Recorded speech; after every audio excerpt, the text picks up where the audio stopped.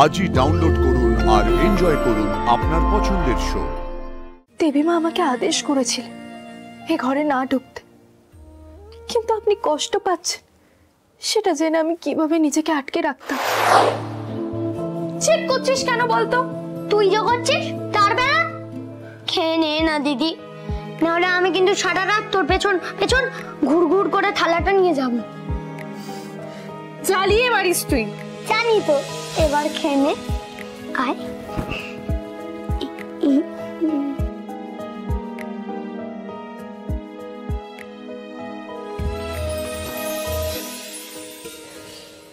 আমি তো ভাবতাম আমি তোর মায়ের মতো, কিন্তু আজ তুই আমার মা হয়ে গেছিস।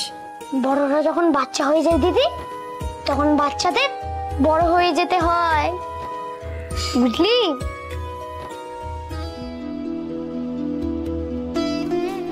বাবা, ছোট সাহেব কেমন আছেন?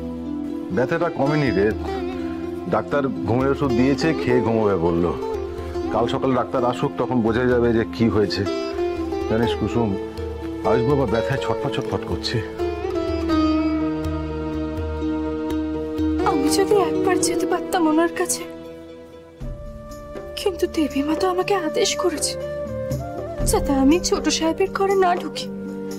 এখন ছোট সাহেবের কাছে যাই কি করে আমি? স্বপ্ন স্বপ্ন চোখে রূপ কথা নেমে আসে, সন্ধে তারার মতো একা জলে আকাশে।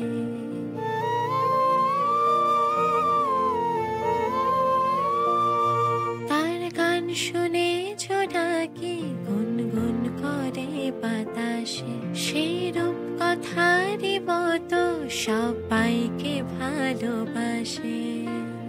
মেঘ সরিয়ে রোদ উঠাবে সে, সবারই মনে ফুল ফোটাবে সে।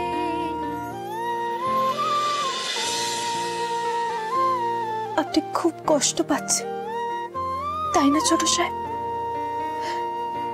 কিন্তু আমি আছি তো, আমি আপনাকে কোনো কষ্ট পেতে দেব না। একা মন আকাশে রামধনু চায়, চুপি চুপি নিজেকে কষ্ট বোঝায়।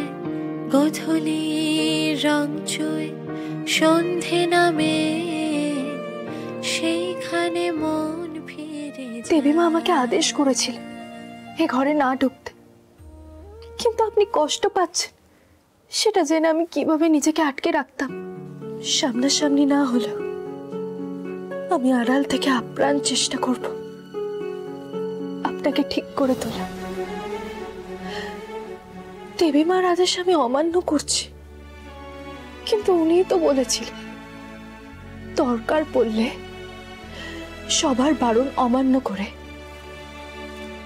নিজের স্বামীর সেবা করতেই হবে।